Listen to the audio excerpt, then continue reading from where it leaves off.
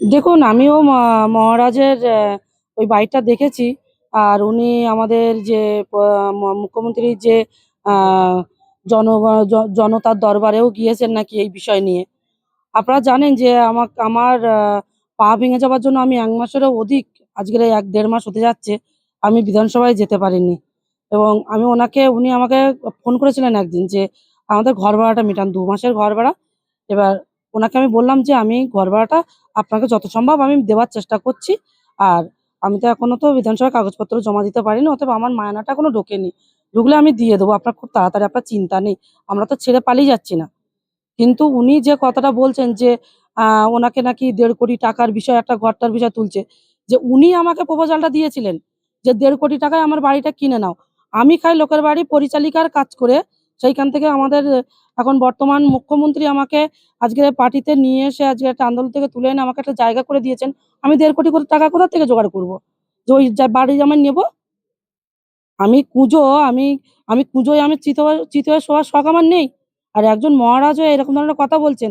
উনি বিগত দিনে ওই বাড়িতে কি করতো, কি কারবার চালাতো, সেটা কিন্তু এই হিঙ্গলগঞ্জ এবং লেবুখালীর মানুষের অজানা নয়।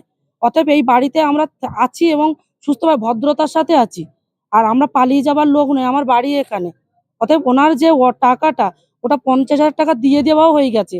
উনি যে মিথ্যে কথা বলছেন আমার হাজবেন্ডের নামে, যে আমার হাসব্যান্ড নাকি খিস্তি মেরে ওনাকে বলেছেন।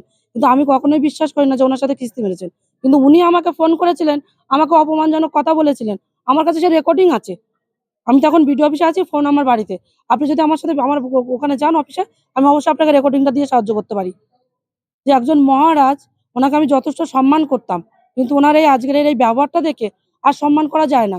একটা গেস্ট হাউস যেটাকে আমরা পার্টি অফিস অতএব ভারতীয় জনতা পার্টির একটা মন্দির গড়ে তুলেছি, সেই মন্দিরে উনি বিগত দিনে যে নোংরামিটা করতেন এবং উনি ভাড়া দিয়ে সেখানে বাইরের থেকে, মানে কি বলবো, একটা র্যাকেট চালাতেন ওখানে। পুলিশও গ্রেপ্তার করেছিল হ্যাঁ, ওনাকে। তো তো ওনাকে উনি আমাকে যখন, আমি ওনার মেয়ের বয়সী, উনি আমার পিতৃতুল্য একজন ব্যক্তি, তো উনি আমাকে অসম্মান করলেন আজকে। তাহলে আমি ওনাকে অসম্মান করতে চাই না। কিন্তু উনি হয়তো ভুলেই গেছেন টাকার লালসায়। উনি দেবেশ মন্ডলের খুবই ঘনিষ্ঠ। আর উনি চাইছেন যে রেখা পাত্র নামে বদনাম করে আমি গেস্ট হাউসটা বিক্রি করব।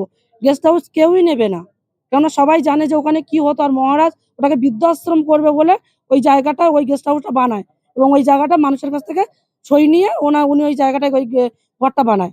তারপরেও উনি ওখানে বৃদ্ধাশ্রম করেনি, ওখানে এইসব কারবার চালিয়েছেন। আর আমি সসম্মানে ওখানে আছি। আমি পালিয়ে যাওয়ার মেয়ে নই। 10 পয়সাও যদি উনি পান, 10 পয়সা ওনাকে আমি দিয়ে যাব।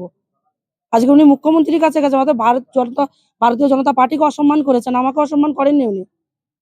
কারণ আমি গরিব মানুষ, উনি ভালো করেই জানেন। ওনাকে আমি বারবার বলেছি যে আপনি জানেন মহারাজ যে আমার তো সে সামর্থ্য নেই। অতএব আমি আপনাকে আপনার টাকাও আমি মেরে খাবো না। আপনি এইটুকু ভরসা আমার উপর রাখতে পারেন। মানুষ টাকার লালসায় কতটা নিচে নামতে পারে, সেই দিক থেকে আমি আমি গর্বিত যে আমি এই টাকার লালসাটা আমার মনে নেই। একজন মহারাজ, একজন সাধু সন্ত হয়ে এত লালসা ভালো না। আমি বলতাম না, কথাটা বাধ্য হয়ে বললাম।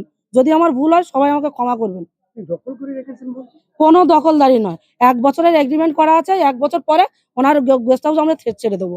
তারপর ওনার গেস্ট হাউস কাকে বিক্রি করছেন, কাকে ভাড়া দিচ্ছেন দেবেন। আর ওই জায়গায় বৃদ্ধাশ্রম করবে বলেছেন, আমি দাঁড়িয়ে থেকে ওখানে বৃদ্ধাশ্রম করে দিয়েছি।